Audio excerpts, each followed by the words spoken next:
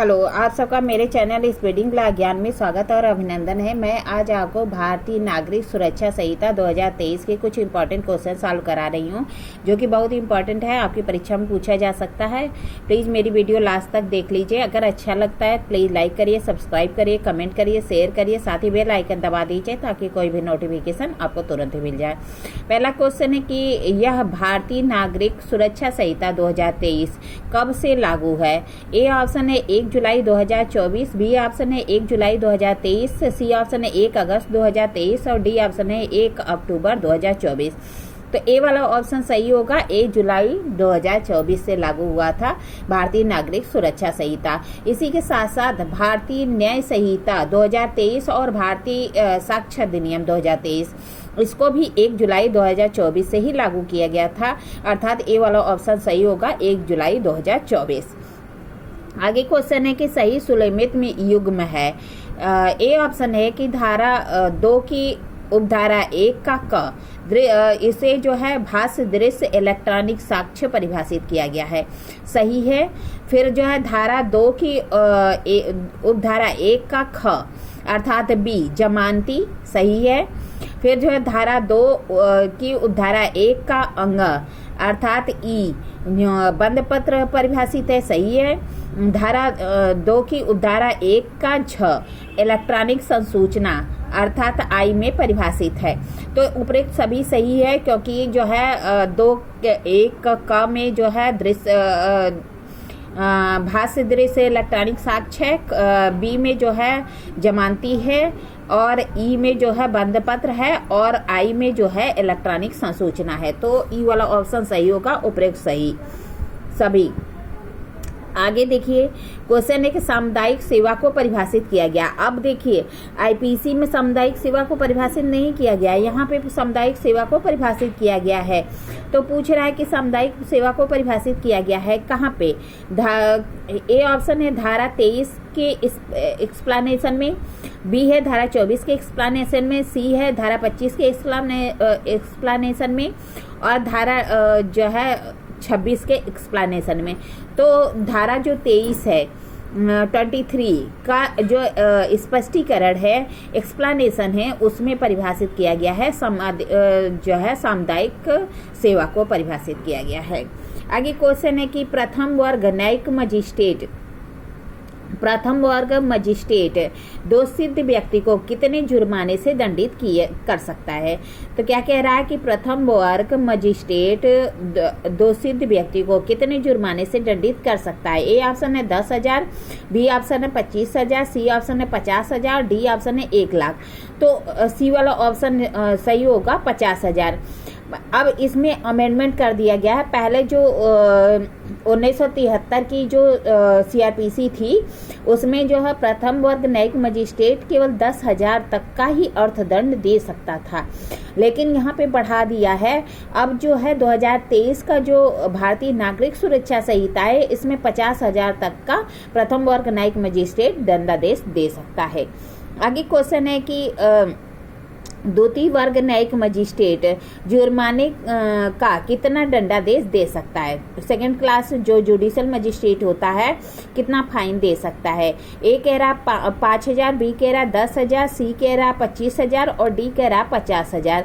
तो बी वाला ऑप्शन सही होगा। अब जो है जो सेकंड क्लास जुडिशियल मजिस्ट्रेट है वह 10,000 तक का अर्थदंड दे सकता है, जो कि पहले जो है 1973 की जो सीआरपीसी है उसमें 5,000 तक का ही दे सकता था, जो कि अमेंडमेंट से आया था 2005 में अमेंडमेंट द्वारा बढ़ाया गया था। पहले वह 1,000 दे सकता था, फिर जो है 2005 में यह जो है अमेंडमेंट करके 5,000 तक का दे सकता था। अभी 2023 में वह 10,000 तक का दे सकता है जुर्माना। तो बी वाला ऑप्शन सही होगा। आगे क्वेश्चन है कि सामुदायिक सेवा का दंडादेश दे सकता है कौन? ए ऑप्शन है प्रथम वर्ग न्यायिक मजिस्ट्रेट, बी ऑप्शन है सेकंड क्लास वर्ग न्यायिक मजिस्ट्रेट, सी ऑप्शन है ए और बी दोनों और डी है कि उपरोक्त में से कोई नहीं। तो सी वाला ऑप्शन सही होगा, ए और बी दोनों। आगे क्वेश्चन है कि निम्न में से किस अपराध में किसी व्यक्ति को गिरफ्तार के लिए जो कि गंभीर बीमारी से पीड़ित है पुलिस उपाधीक्षक की अनुमति ली जाएगी। क्या कह रहा है, निम्न में से किस अपराध में किसी व्यक्ति की गिरफ्तारी के लिए जो गंभीर अपराध से गंभीर बीमारी से पीड़ित है पुलिस अधीक्षक की अनुमति ली जाएगी।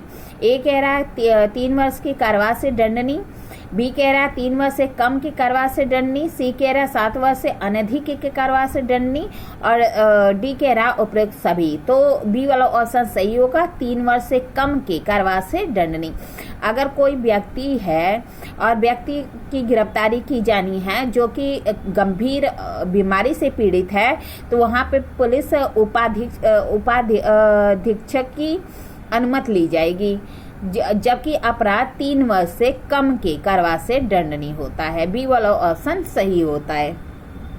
आगे क्वेश्चन है कि निम्न में से किसकी गिरफ्तारी पुलिस अधीक्षक से निम्न किसी अधिकारी की अनुमति के बिना नहीं की जाएगी। क्या पूछ रहा है कि निम्न में से किसकी गिरफ्तारी पुलिस अधीक्षक की से निम्न व्यक्ति की अनुमति से के बिना नहीं की जाएगी। ए कह रहा 3 वर्ष से कम दंड से दंडनीय अपराधी की, तो सही है, अभी ऊपर वाले क्वेश्चन में बताया गया था।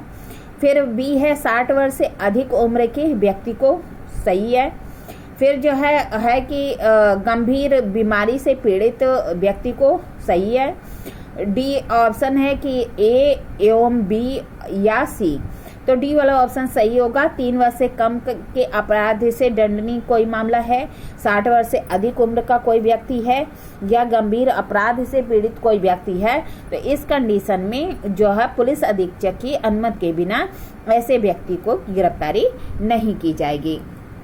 आगे क्वेश्चन है कि धारा 40 के अधीन प्राइवेट व्यक्ति निम्नलिखित व्यक्ति को गिरफ्तार कर सकता है या करा सकता है जब वह, ए ऑप्शन है कि अजमानती या संज्ञेय अपराध किया है, बी है उद्घोषित अपराधी है, सी कह रहा है कि ए एवं बी और डी कह रहा है कि किसी भी अपराध को कारित करने पर। तो सी वाला ऑप्शन सही होगा। अगर जो है प्राइवेट व्यक्ति जो है किसी व्यक्ति को गिरफ्तार कर सकता है या करवा सकता है जबकि वह अजमानती या संज्ञेय अपराध किया है या उद्घोषित अपराधी है, अर्थात सी वाला ऑप्शन सही है। फिर आगे क्वेश्चन है कि संहिता की धारा 40 के अधीन प्राइवेट व्यक्ति गिरफ्तार व्यक्ति को कितने समय के भीतर निकटतम पुलिस थाने भिजवाएगा। क्या कह रहा है कि धारा 40 के अधीन जो प्राइवेट व्यक्ति है गिरफ्तार किए गए व्यक्ति को कितने समय के भीतर पुलिस थाने निकटतम पुलिस थाने को भिजवाएगा।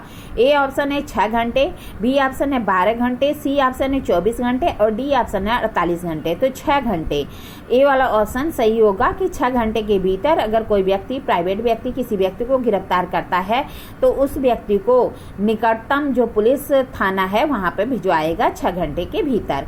इस तरह मैंने आपको कुछ क्वेश्चन सॉल्व कराया, आगे क्वेश्चन और सॉल्व कराएंगे।